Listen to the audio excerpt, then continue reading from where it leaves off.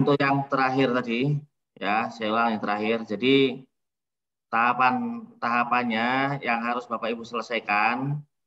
Di pertama tadi ya, diskusi judul dengan dosen siapa saja boleh. Kalau sudah ketemu judulnya, sudah dibikin covernya, kirim ke email saya. Nah, nanti kirim ke email saya. Email saya tulis di chat ya. Saya tulis di chat.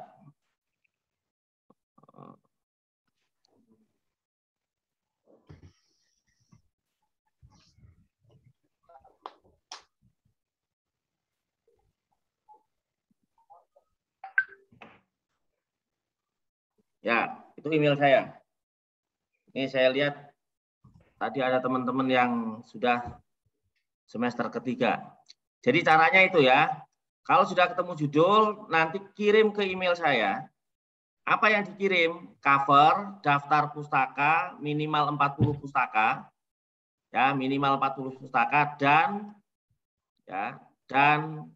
outline. Jadi kalau diskusi dengan dosen, itu jangan cuma judulnya, kalau bisa diskusikan dengan outline-nya sekalian. Jadi nanti kirim ke saya, cover, outline, dan daftar pustaka minimal 40. Boleh dalam bentuk jurnal, boleh dalam bentuk buku, atau website resmi. Ya, bukan website yang tidak resmi. Nih, diskusi judul. Kirim. Tapi kalau kirim email, Bapak Ibu kasih keterangan. Jangan tiba-tiba kirim email. Ini maksudnya apa? Nggak ngerti. Kasih keterangan, Pak. Ini sudah saya diskusikan dengan dosen. Judulnya, saya mau ACC untuk mendaftar kompre. Nah, itu nanti bisa lanjut untuk ujian kompre. Ujian kompre itu ada dua, kompre tulis dan kompre lisan. Ya. Ada balas. Ada kompre tulis dan kompre lisan. Nah, nanti setelah Bapak Ibu tadi kirim ke email saya, nanti dikasih balasan berupa soal.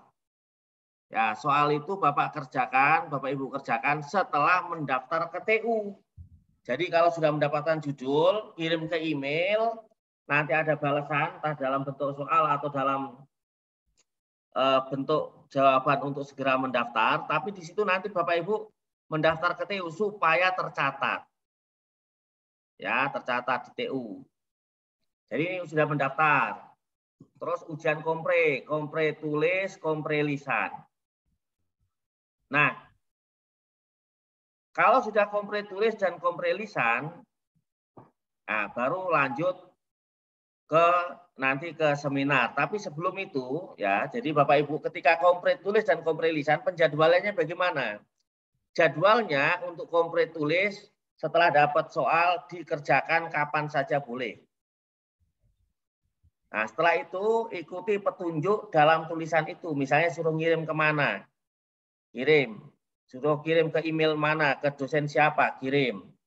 Nanti setelah itu Bapak Ibu komunikasi lagi dengan TU. Supaya dijadwalkan kompre lisan. Apakah kompre lisan boleh sendiri-sendiri? Memang sendiri-sendiri. Tidak perlu nunggu teman. Nggak perlu nunggu rombongan. Sendiri-sendiri kompre lisannya. Nah, setelah kompre lisan, nanti biasanya ada penyempurnaan judul biasanya. Kalau memang sudah bagus, ya sudah. Tinggal minta pengesahan Kaprodi untuk dibuat proposalnya. Oh, oke, ini sudah selesai. Sudah ada judulnya. Oke, Pak, boleh nggak saya lanjutkan untuk membuat proposal? Ya, buat proposalnya. Nah, gitu ya. Kalau sudah jadi proposalnya, kirim ke email itu lagi. Kasih keterangan. Pak, ini proposal. Saya ingin mendaftarkan untuk seminar proposal. Nah, saya baca. Nah, baru di ACC, oke, ACC silakan daftarkan untuk seminar proposal. Nah, kalau seminar proposal itu waktunya nunggu rombongan ya, dan nunggu jadwal dari ketua pelaksana seminar, Prof. Darwis. Jadwalnya Prof. Darwis bisanya kapan? Nah, ditunggu. Nah, kalau sudah ada jadwal, biasanya tahunya jadwal dari mana, Pak? Nanti dikirim oleh TU. Tadi ya, bisa melalui Facebook atau di nomor WhatsApp Bapak Ibu langsung. Oh, ini ada jadwal untuk seminar proposal tanggal sekian, silakan yang daftar. Biasanya di Facebook atau di tempat-tempat pengumuman yang lain. Nah, setelah seminar proposal, ada masukan dan lain sebagainya, lakukan revisi segera. Setelah direvisi, pengesahan lagi oleh pembimbing, baru pembimbing memberikan tugas, Kaprodi memberikan tugas dosen untuk menjadi pembimbing. Ya, baru begitu. Pembimbingnya disesuaikan dengan kompetensi pembimbing dan judul Bapak Ibu juga ya masing-masing nanti. Nah, setelah dapat surat karena Kaprodi menugaskan, ya, Kaprodi atas nama mewakili direktur. Jadi yang memberikan tugas itu harusnya direktur. Jadi Kaprodi atas nama direktur nanti minta kepada dosen yang bersangkutan untuk menjadi pembimbing. Suratnya datang dari TU, diberikan kepada Bapak Ibu, nanti Bapak Ibu menyerahkan ke pembimbing. Nah, baru disepakati antara pembimbing dan mahasiswa yang bersangkutan. Pak, saya bimbingannya bagaimana? Apakah saya bimbingan langsung? Apakah kita ketemu di kampus? Atau boleh dengan online? Atau bagaimana caranya? Nah, itu disepakati, silakan. Sampai 3 bab. Bab 1, bab 2, bab 3. Nanti kalau sudah minta persetujuan pembimbing lagi. Pak, apakah saya sudah boleh untuk melanjutkan ke tahap ujian progres? Boleh, mana buktinya? Paraf, tanda tangan, pembimbing. Ya, setelah dapat restu ya istilahnya tanda tangan pembimbing, bukti itu sampaikan ke TU lagi supaya tercatat. Bapak Ibu TU, ini saya sudah dapat ya tanda pengesahan dari pembimbing bahwa saya boleh ujian. Nah, baru nanti TU ya meminta jadwal ke Kaprodi atau ke direktur siapa kira-kira yang menguji. Nanti ditugaskan pengujinya. Apakah nunggu rombongan apa enggak, Pak? Enggak. Ya, satu-satu. Ya, sama seperti kompre, ujian progres ini satu-satu. Nanti progres 1 itu bab 1, 2, 3. Kalau sudah selesai, nah, bab 4 dan bab 5 diprogreskan lagi, namanya progres 2. Jadi progres itu 2 kali. Progres 1, bab 1, 2, 3. Nah, nanti progres 2-nya bab 4 dan bab 5. Nulis tesis cukup 5 bab. Ya.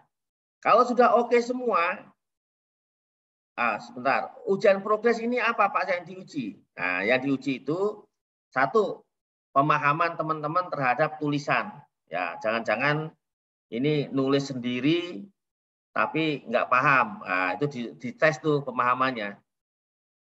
Yang kedua, kecocokan tulisan dengan aturan. Makanya Bapak Ibu mulai sekarang harus punya buku panduan itu. Aturan-aturan kalau tesis ini sesuai dengan buku panduan. Kalau tadi nulis makalah sesuai dengan jurnal. Ini beda ya. Supaya kita mulai latihan taat aturan. Saya nulis ini sesuai dengan yang mana? Kalau nulis tesis sesuai dengan buku panduan. Nah, kalau sudah selesai progres 1, progres 2, baru uji plagiarisme. Kirim lagi ke email plagiarism checker, nanti diuji. Nah, kalau memenuhi syaratnya itu maksimal 30%, memenuhi syarat, dikembalikan lagi ke Bapak Ibu. Oke, ini ternyata cuma 5%. Nah, baru Bapak Ibu minta pengesahan pembimbing dan pengesahan Kaprodi untuk ujian tesis. Nah, selesai ujian tesis, ada masukan-masukan lagi, perbaikan, perbaiki. Nah, baru nanti di situ ada kewajiban penerbitan, diterbitkan di dalam jurnal online dan dibukukan. Jadi Bapak Ibu itu selesai di S2, punya buku, kebanggaan itu buku, hasil penelitian, dan bukunya itu isinya dari penelitian yang dipublikasikan. Jadi istilahnya kalau menjadi orang alim itu ilmunya sudah boleh diuji oleh siapapun. Nah, gitu kira-kira begitu. Kalau orang-orang dulu kan kalau orang alim itu para alim-alim itu diuji dulu biar keahliannya ini teruji. Nah, ini Bapak Ibu nanti menjadi ahli yang teruji, makanya perlu dipublikasikan. Saya kira itu ya, saya kira itu yang saya sampaikan. Masih ada waktu 10 menit. Saya persilakan Bapak Ibu yang ingin bertanya. Ada yang bertanya?